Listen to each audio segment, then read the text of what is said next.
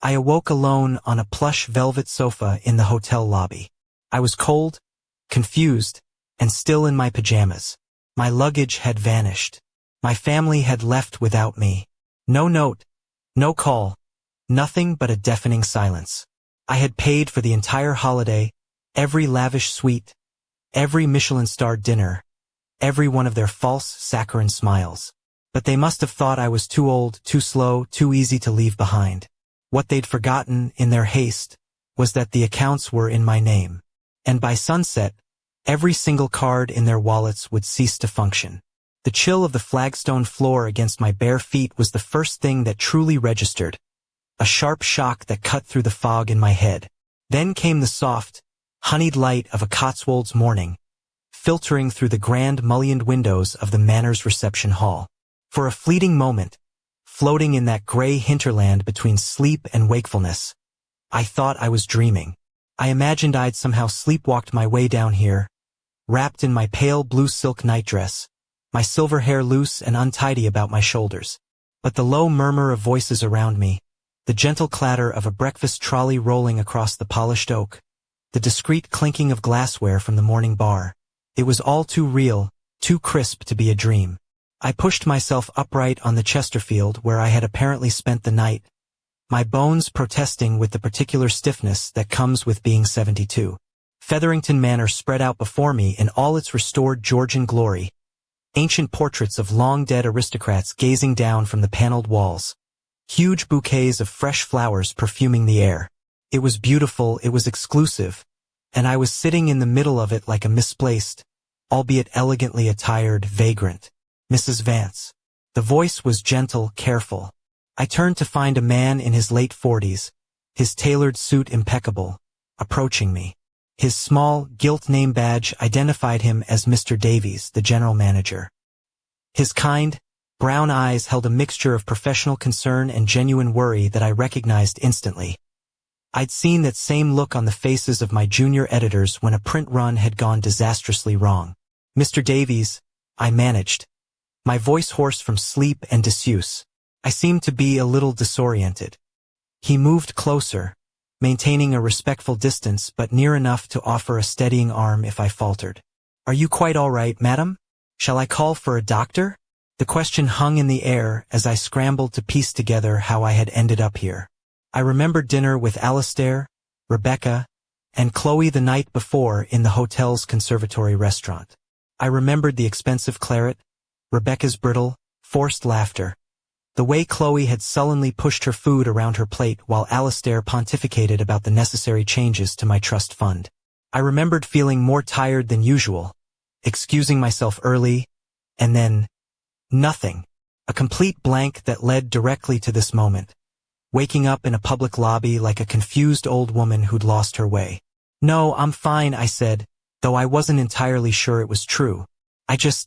I need to understand what's happened. "What time is it?" 9:15 in the morning, madam." My stomach plummeted. We were supposed to have breakfast together at 8, then check out at 11. The precious family time I had so craved. Those last few moments before we returned to London and I had to face the decisions I'd been postponing about my inheritance. "And my family?" I asked, though something in Mr. Davies's uncomfortable silence was already giving me the answer. "Mrs. Vance," he began, and I could see him choosing his words with the delicate precision of a bomb disposal expert. "Your family checked out earlier this morning, around 6:30. The words hit me like a physical blow, a punch to the chest that stole my breath, but I kept my expression perfectly neutral. 40 years building a publishing empire from a single desk in my spare bedroom had taught me never to show shock or pain in public, no matter how devastating the news. "I see. Did they leave a message for me?" "No, madam." They apologized for not being able to say goodbye in person. They mentioned there was a family emergency they had to attend to. A family emergency. While I, the matriarch of said family, was sleeping, likely drugged, on a lobby sofa. The irony would have been hilarious if it didn't hurt so much. "And my belongings?" "They took them with them, madam. They said you had asked them to pack everything for you." Of course they did. Every decision had been calculated, every detail meticulously planned. This hadn't been a simple oversight or a misunderstanding. It had been a statement. I stood up slowly, pulling my silk nightdress around me, trying to salvage some shred of dignity. Several of the hotel's other guests had started to glance in our direction, some with open curiosity, others with that queasy mixture of pity and discomfort people reserve for witnessing a stranger's public humiliation. "Mr. Davies," I said, my voice regaining its familiar executive tone, the one that had silenced boardrooms and intimidated rivals for decades. "Would it be possible for you to arrange a room for me to change in? And perhaps some temporary clothing while I sort this situation out?" "Of course, Mrs. Vance. In fact, I've already prepared the royal suite for you. At no additional charge, naturally. And my wife is approximately your size. I'm sure she would be delighted to lend you something appropriate." The sheer kindness in his voice almost broke my composure. There was something in the way he looked at me, not with pity but with a deep, unwavering respect, that reminded me why I had come so far in a world that wasn't built for women like me. Some people could still recognize steel, even when it was wrapped in crumpled silk. "That is very kind of you," I murmured, and for the first time since waking, I felt a flicker of hope that I could handle this. As we walked towards the lifts, I passed the concierge desk. The young woman behind it gave me a professionally sympathetic smile, but I could see in her eyes that she already knew the story. The entire hotel staff probably knew that Eleanor Vance, the woman who had paid for the penthouse suite for her entire family, had been abandoned like forgotten luggage. Inside the lift, Mr. Davies maintained a respectful silence as we ascended to the top floor. When the doors opened, he led me into a suite that rivaled anything I'd owned in my most successful days. Floor-to-ceiling windows offered a panoramic view of the rolling Cotswold Hills. A private terrace beckoned, and the furniture likely cost more than most people's annual salary. "The clothes will be here in a few moments," he said. "Is there anything else I can do for you?" I stood in silence for a moment, gazing out of the windows at the idyllic countryside stretching into the distance. I could see the M40 motorway, a thin gray ribbon carrying traffic back towards London, where Alistair and Rebecca were probably already planning their next move, believing they had one. "Yes," I said finally, turning to face him. "Would it be possible to get a copy of this morning's checkout records? Not the personal information of other guests, of course. Just the details of my family's departure." Mr. Davies nodded, asking no questions. He was smart enough to understand this wasn't about nostalgia or confusion. It was about evidence. "I'll also need access to a telephone and some privacy to make a few calls." "Of course. Is there anything specific you need to know about the calls?" "Only that they might take some time, and that when I'm finished, things are going to change. Considerably." Something in my tone must have told him I wasn't talking about changing my travel plans. He nodded once more and made for the door, but before he left, he paused. "Mrs. Vance, if I may. I've been in the hotel industry for 20 years. I've seen many families, many dynamics. What happened this morning, it wasn't right." His words hung in the air long after he'd gone, and for the first time since waking up, I allowed a small, cold smile to curve my lips. Alistair and Rebecca had made a crucial mistake. They had assumed that humiliation would break me, that it would make me more malleable, more desperate for their approval. They didn't know me at all. When the clothes arrived, a simple but elegant navy blue dress, comfortable flat shoes, even new underthings still in their packaging. I changed slowly, each movement deliberate. I brushed my silver hair and pinned it into the sleek, low chignon I had worn to every board meeting, every difficult negotiation of my career. Then I sat down at the suite's mahogany desk and picked up the telephone. The first call was to Dame Helen Croft, my former personal assistant and now a retired, but still formidable QC. Helen had been with me since the early days of the magazine, when we worked out of a one-bedroom flat and ate Marmite sandwiches for lunch. If anyone understood both my finances and my heart, it was her. "Eleanor." Her voice crackled down the line, surprised but instantly alert. "I thought you were in the Cotswolds with the family." "I am in the Cotswolds," I said, "but I am no longer with the family." I explained the situation in clear, concise terms, with no drama but omitting no detail. I heard her sharp intake. The journey back to London felt like returning to a battlefield where, for the first time, I held all the artillery. Mr. Davies had escorted me to the waiting car, a sleek black Jaguar I'd arranged, with the same discreet courtesy he'd shown from the very beginning. But as he held the door, I saw something more in his eyes. Respect. He had witnessed my transformation from abandoned woman to the architect of my own fate, and he understood he was seeing something powerful unfold. "Mrs. Vance," he said, his voice low, "it has been an honor. I hope the future brings you everything you deserve." "Oh, Mr. Davies," I replied, a genuine smile touching my lips for what felt like the first time in years. "I'm quite certain it will bring me exactly that." During the 2-hour drive, I used the time not for grief but for strategy. Helen had handled the legal restructuring, but now came the part that required a skill I had perfected over decades in the cutthroat world of publishing: the element of surprise. I called Alistair from the car. He answered on the first ring. "Mother." His voice was a strained mixture of hope and desperation. "Thank God you called. Rebecca and I have been talking, and we feel there have been some terrible misunderstandings." "Alistair," I interrupted smoothly, "I would like us to have dinner together tonight. The whole family." A stunned pause. "Of course, Mother. Of course. At home?" "No. At Aurelia. I've made a reservation for 8. Aurelia was one of the most exclusive restaurants in Mayfair, the kind of place where reservations were made months in advance and where dinner for 4 could cost what many people earn in a month. It was exactly the sort of gilded cage Rebecca would feel comfortable in, a place where she would think she had already won. "Perfect," Alistair said, and I could hear the undisguised relief in his voice. "We'll be there. And Mother, thank you for giving us a chance to explain things." "Oh, there will be a great many explanations tonight," I agreed. "I'll see you at 8. I arrived at Aurelia 15 minutes early. Enough time to settle in and survey the field. The maitre d' recognized me immediately. I had dined here dozens of times over the years, closing deals and celebrating triumphs. "Mrs. Vance, what a pleasure to have you with us again. Your table is ready." He led me to a prime corner booth with sweeping views of the softly lit street outside. It was a power table, the kind of location that made a statement about its occupant. It was perfect for what I had planned.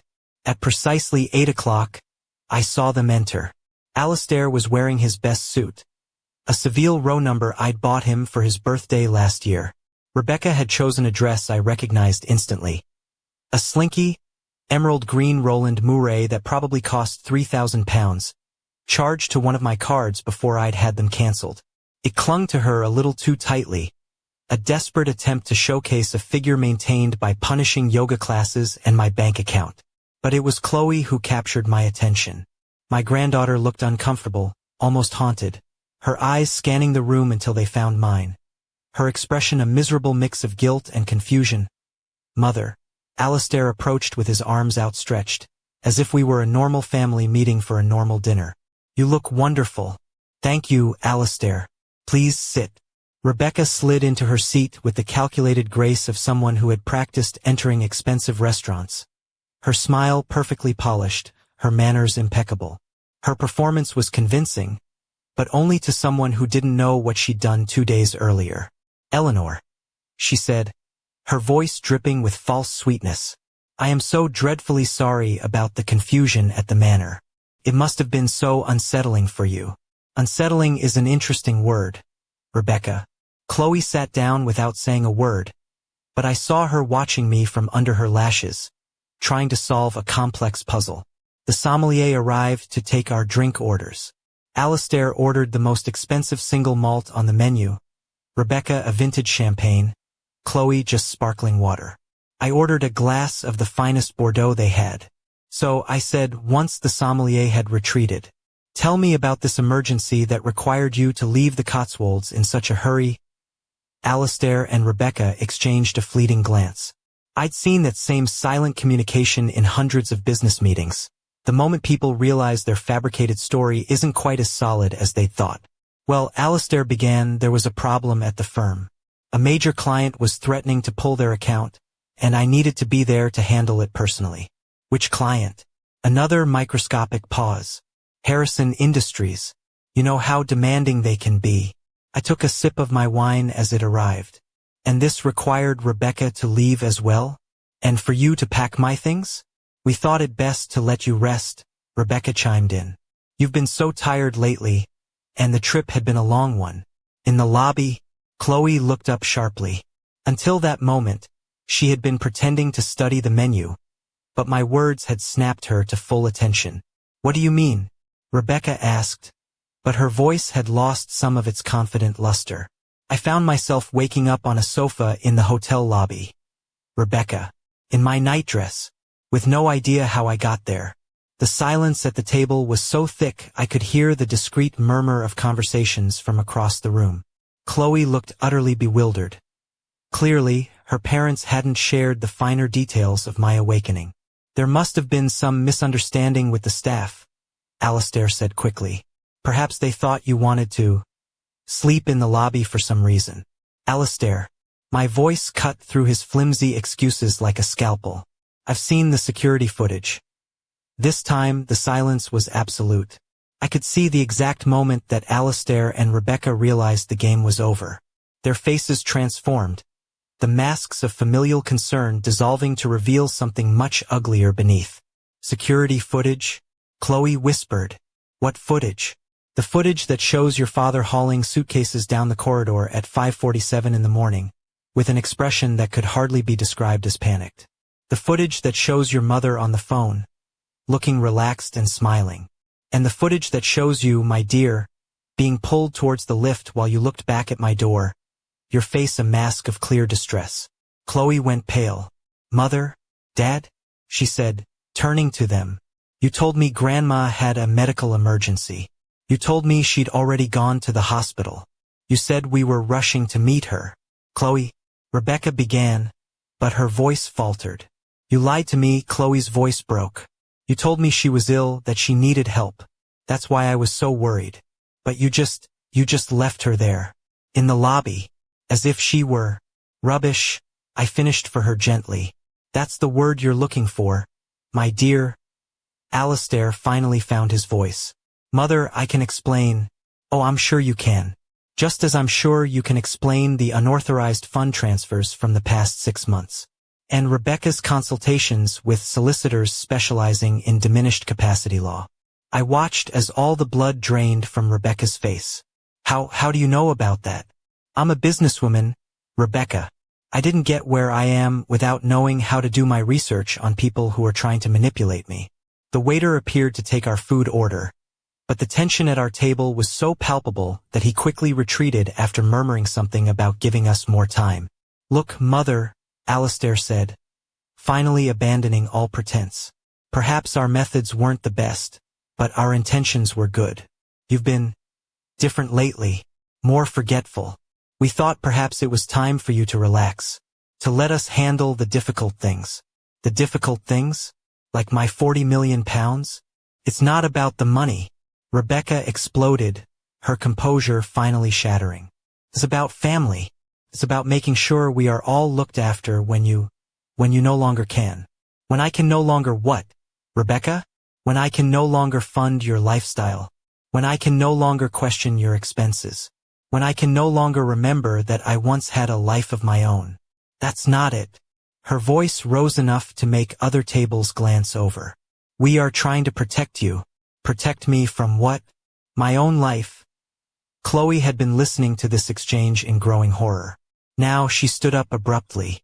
I can't be here, she said, her voice trembling. I can't listen to this. She started to move away from the table, but I stopped her. Chloe, sit down. Something in my tone must have told her it was not a request. She sat, but I could see tears welling in her eyes. Your grandmother has something to say, I continued, addressing the whole table but keeping my voice low enough that other diners couldn't overhear. For the last 30 years, I have worked to build something worth leaving behind. Not just money, but a legacy. A family that would honor me in life as well as in death. I took another sip of wine, savoring the silence. But what I discovered in the Cotswolds is that I no longer have a family. What I have are 2 people who see my eventual death as a business opportunity, and 1 young woman who was betrayed just as much as I was. Mother, Alistair whispered. The house felt different when I arrived home that night. Not smaller or larger, but mine. Wholly and completely mine. For the first time in years, I walked through the rooms where I had raised my son, where I had mourned my husband, where I had built plans for a future that included a family that turned out to be an illusion. But instead of sadness, I felt something unexpected. Relief. The weight of false expectations, of maintaining one-sided relationships, of pretending that love could be bought with generosity, had evaporated. At 72, I was finally learning the difference between being alone and being free. I poured myself a glass of the Bordeaux that Robert, my late husband, had collected before he died. I sat down at his old oak desk in the study and began to write. Not legal documents this time, but letters. Letters that had been accumulating in my heart for years. The first was to Chloe. My granddaughter deserved to understand not just what had happened, but why I had made the choices I had. The image of her in the restaurant, her head in her hands as she realized the depth of her parents' lies, was seared into my mind. My dearest Chloe, I wrote. Asterisk as I write this, I can hear your voice asking me what is going to happen to you. The answer is simple. You are going to become the extraordinary woman I already see in you. You are 17, the perfect age to decide who you want to be, regardless of who you were told you should be. I have established an educational trust for you that your parents cannot touch. When you turn 18, you will have full access for the university of your choice. When you turn 25, you will have access to the rest, enough money to build a completely independent life. But money is just a tool, my dear. What I truly want to leave you is something more valuable. The certainty that you deserve to be loved for who you are, not for what you can provide. Your parents lost sight of that distinction a long time ago. If you choose to maintain a relationship with them, do so knowing who they truly are. If you choose to build a different kind of family, do so knowing you have my blessing and my support. Your grandmother loves you, unconditionally. Asterisk I sealed that letter and began the second. This one was more difficult. A letter to the Children's Cancer Trust, explaining my donation of £10 million and my reasons for it. Robert had died of cancer. A slow, painful wasting that had stolen him from me piece by piece until only a shadow of the man I loved remained. During his final months, we had spent countless hours in oncology wards, where he insisted on visiting the children's wing whenever he had the strength. Eleanor, he had told me once, his voice a weak rasp, if you're going to spend my money after I'm gone, spend it on giving these children the chance I no longer have. It had taken me 10 years to honor that request. Better late than never. The third letter was to the London Public Library System. £5 million to establish an adult literacy program and a resource center for emerging writers. My empire had started with words. It was fitting that it should return to them. But the fourth letter was the most important.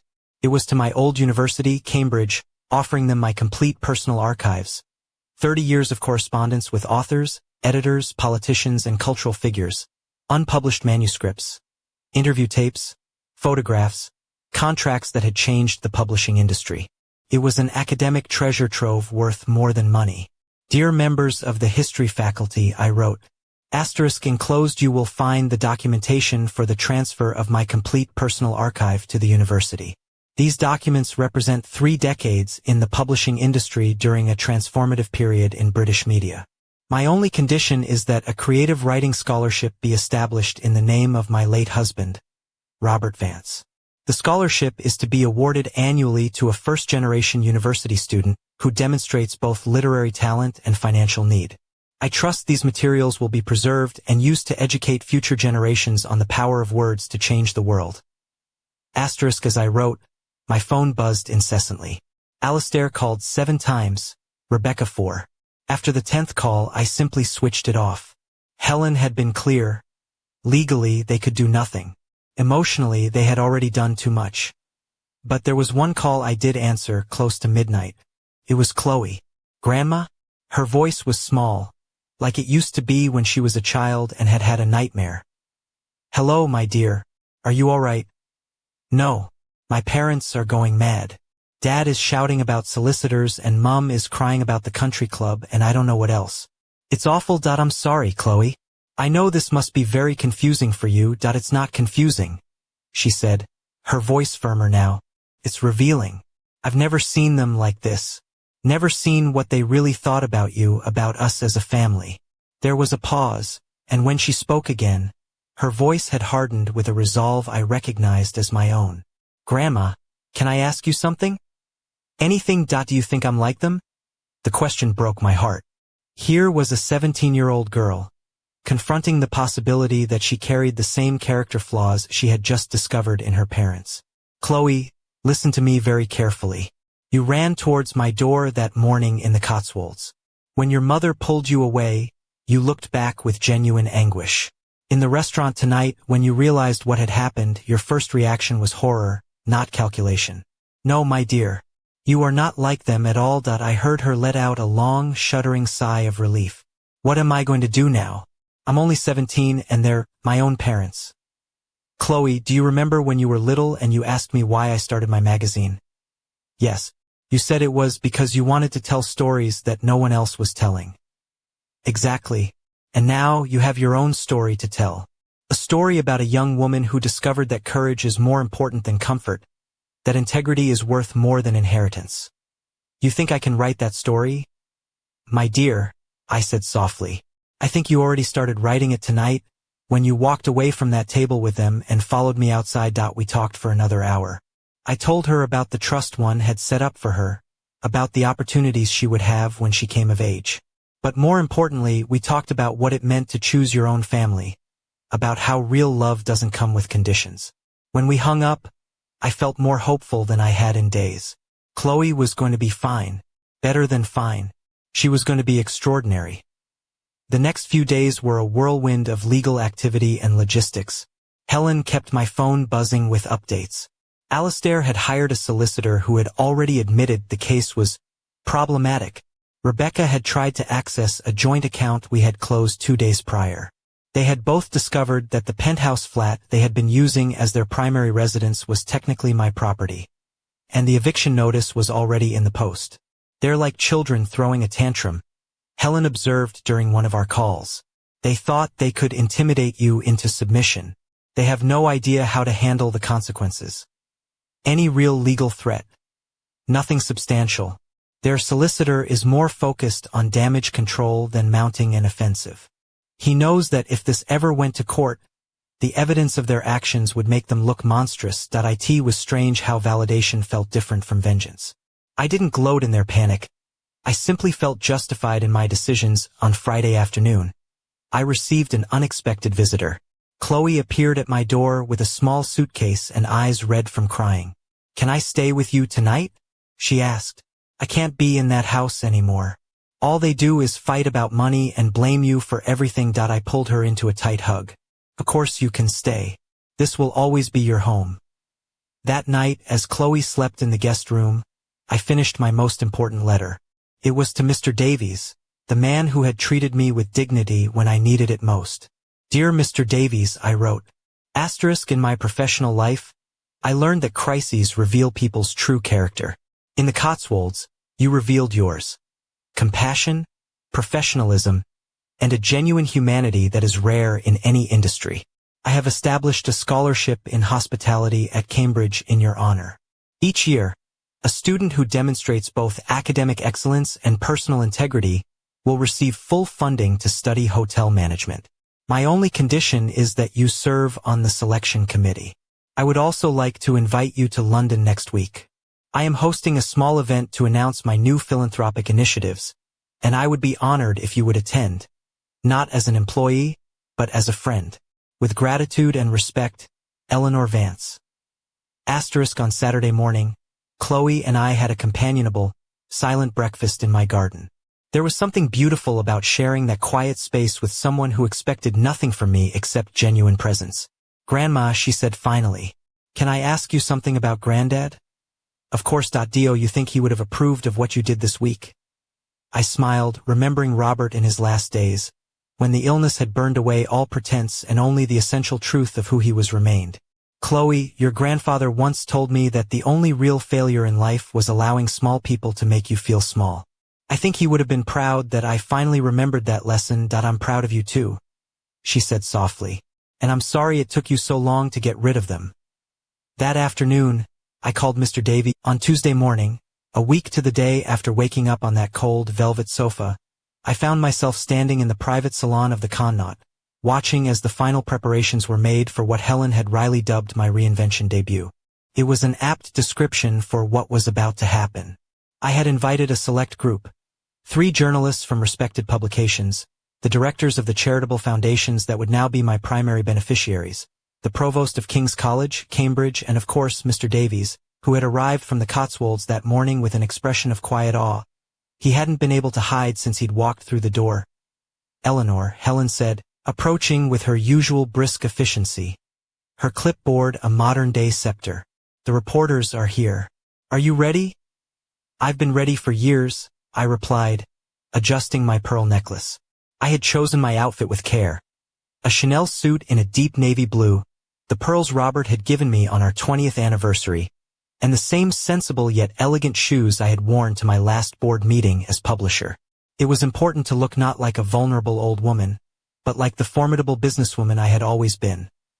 The guests settled into chairs arranged in a semicircle, their faces showing the polite curiosity of people who knew they were witnessing something significant but weren't quite sure what.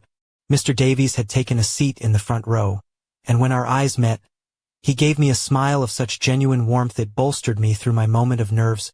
Good morning, I began, my voice filling the room with the authority I had honed over decades of presentations. Thank you for joining me. Some of you know me from my work in the publishing industry. Others, perhaps, know me only by my name in the society pages. But today I want to introduce myself as something different. As a woman who has decided that her legacy will be defined not by what she accumulated, but by what she chose to give away. I paused, allowing the words to settle.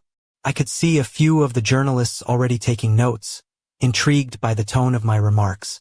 Last week, I experienced something that many older people face, but rarely discuss publicly.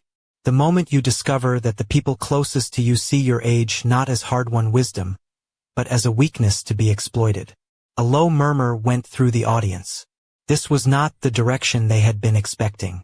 My adult children, I continued, my voice steady and free of self-pity, decided it was time for me to retire. Not just from business, but from making decisions about my own life. Their method of communicating this was to, quite literally, abandon me in a hotel lobby while I slept, taking my belongings and leaving me without explanation. Now I had their complete attention. The director of the Children's Cancer Trust had leaned forward in his chair, his expression a mixture of compassion and outrage. I mention this not to seek sympathy, but to provide context for the decisions I have made since. You see, my children operated under the mistaken assumption that aging automatically equates to incapacity.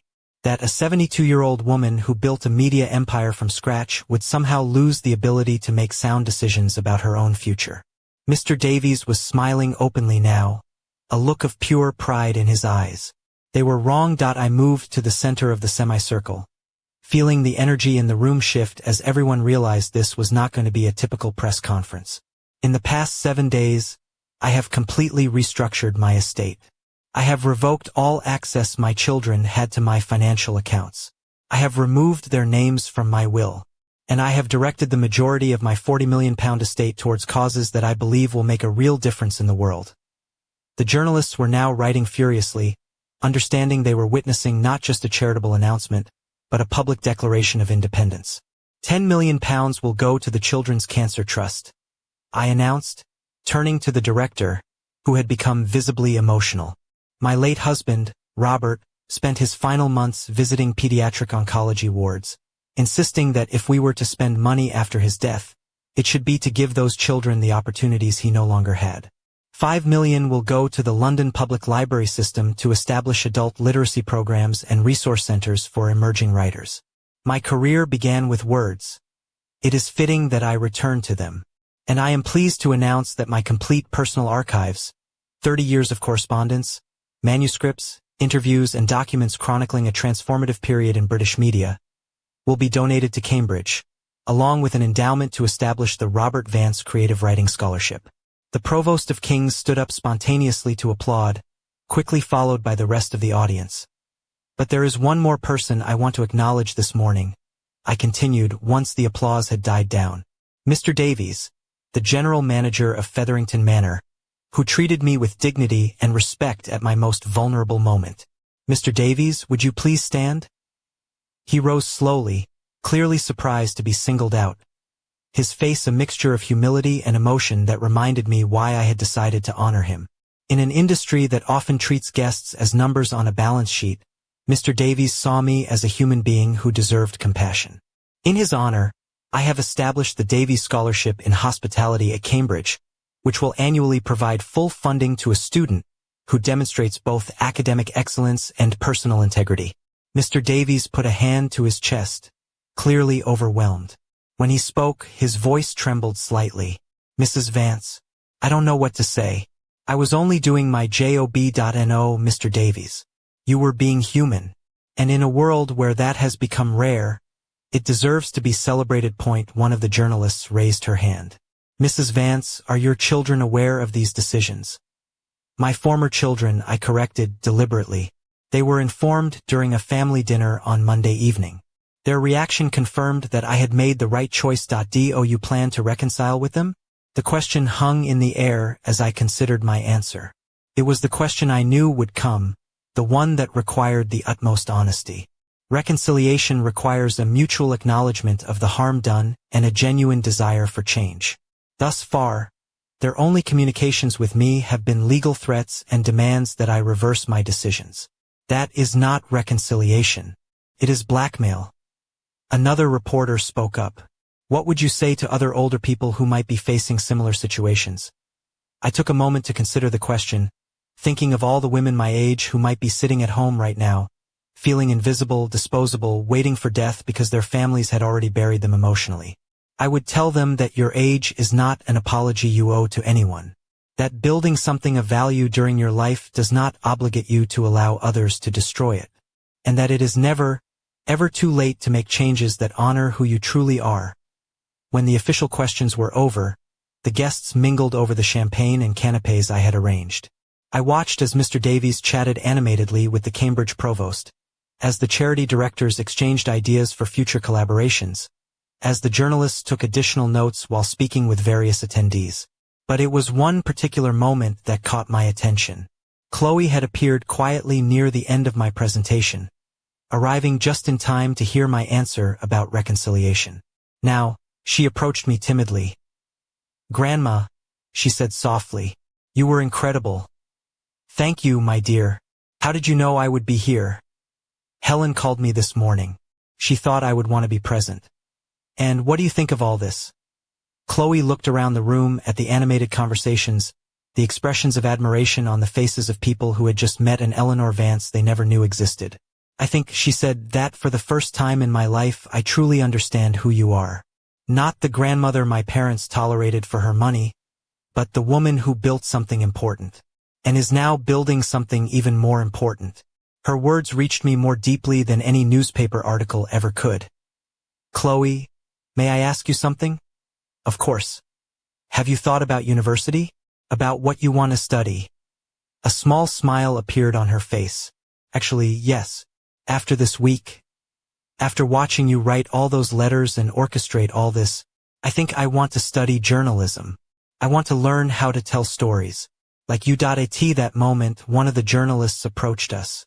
It was Sarah Chun from the Times, a woman who had followed my career for years. Mrs. Vance, is this young lady? This is my granddaughter, Chloe Vance.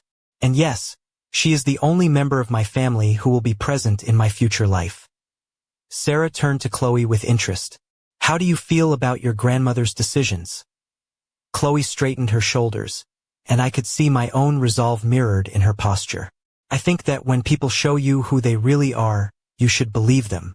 My parents showed that they see my grandmother as a means to an end. She showed them that a 72-year-old woman is still perfectly capable of rewriting the end of her own story. And your relationship with your parents? That, I interjected smoothly, protecting Chloe from having to answer something so personal in public, is a conversation for another day. As the afternoon continued, I realized something had fundamentally shifted in how I saw myself. For the first time in years, I wasn't Robert's widow or Alistair's mother, or the victim of their schemes. I was Eleanor Vance, a woman who had built something significant once and was doing it again. When the last of the guests had departed 6 months after the event at the Connaught, I found myself sitting in my garden on a bright spring morning, reading an article in the Times. The headline read, "From Abandoned to Architect, How Eleanor Vance Rewrote Her Legacy." The accompanying photograph showed me smiling alongside a beaming Mr. Davies, now simply Julian, at the award ceremony for the first Davies Scholarship, both of us flanking the young recipient, a first-generation student whose eyes shone with the same fierce determination I had come to recognize in Chloe. The house felt different now. Not bigger or smaller, but more alive. The rooms that had once echoed with familial tension now hosted real conversations, genuine laughter, and the comforting sound of Chloe practicing on the grand piano she had started playing again after years of neglect.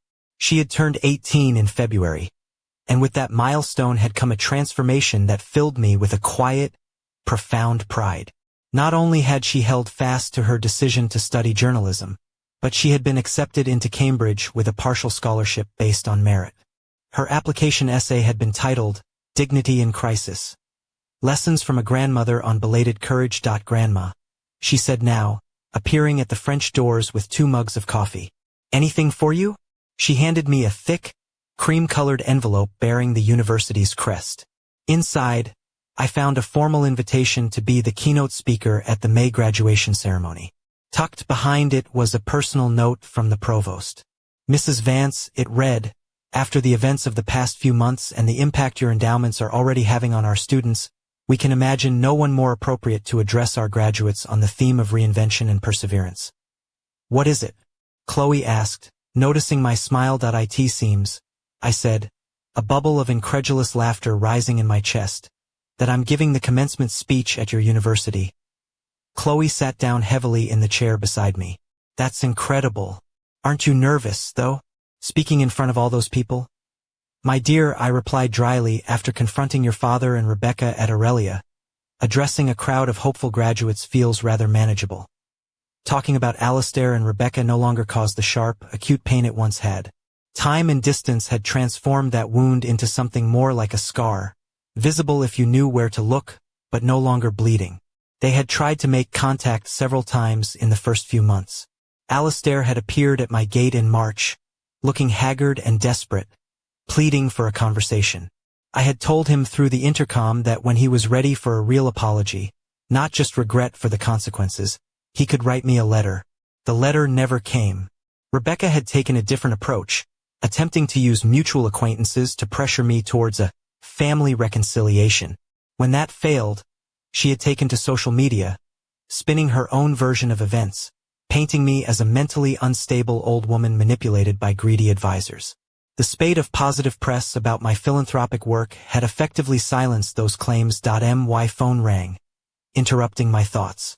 It was Julian, who now called weekly to catch up. "Eleanor, I have thrilling news." "Tell me." "Miguel Santos, the first recipient of the scholarship, has just been accepted into an exchange program in Switzerland. He's going to be studying international hotel management at the same school where some of the world's finest managers trained." "Julian, that's wonderful. And there's more. Remember you mentioned wanting to establish a mentorship program for hospitality students?" "Of course. The university has approved the proposal. They're calling it the Eleanor Vance Mentorship Program. Students like Miguel will be paired with industry professionals who can guide them not just in technical skills, but in what service truly means." After we hung up, I stood in the garden, marveling at how life could change so drastically in such a short time. A year ago, I had been planning a family holiday, hoping to create precious memories with people who, it turned out, saw those moments as transactional opportunities. Now, I was creating real opportunities for young people who understood the value of what they were being given. That afternoon, Chloe and I did something that had become a ritual. We visited Helen at her new office. At 68, Helen had come out of retirement to manage what we now called the Vance Foundation. Her enthusiasm for the work had given her a renewed energy I remembered from our earliest days building the magazine. "The applications for next year's scholarships are pouring in," Helen reported, gesturing to a neat stack of envelopes. "Over 300 so far." "Any that stand out?" "Several. There's a young woman from the East End who wants to study social work after caring for her grandmother with dementia. A boy from an immigrant family who dreams of becoming a chef and opening a restaurant that honors both his heritage and his new community. A 40-year-old woman who wants to go back to school to study journalism after raising 5 children. That last one sounds familiar, I observed, glancing at Chloe, who smiled. The next day, I began to write my graduation speech. I wanted to talk about the difference between growing old and becoming irrelevant, about how crises can be beginnings in disguise, about the importance of distinguishing between biological family and chosen family. But mostly, I wanted to talk about something I had learned at the age of 72. That it is never too late to check out of a life that others have designed for you, and to check into one that is truly your own. And as I was writing, Chloe came into the study with 2 cups of tea. "How's the speech going?" "It's flowing better than I expected.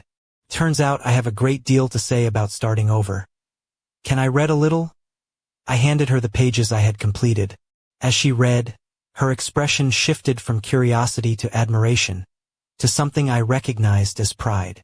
"Grandma," she said, looking up, "this is going to change people's lives." "I hope so," I said. "But it has already changed mine."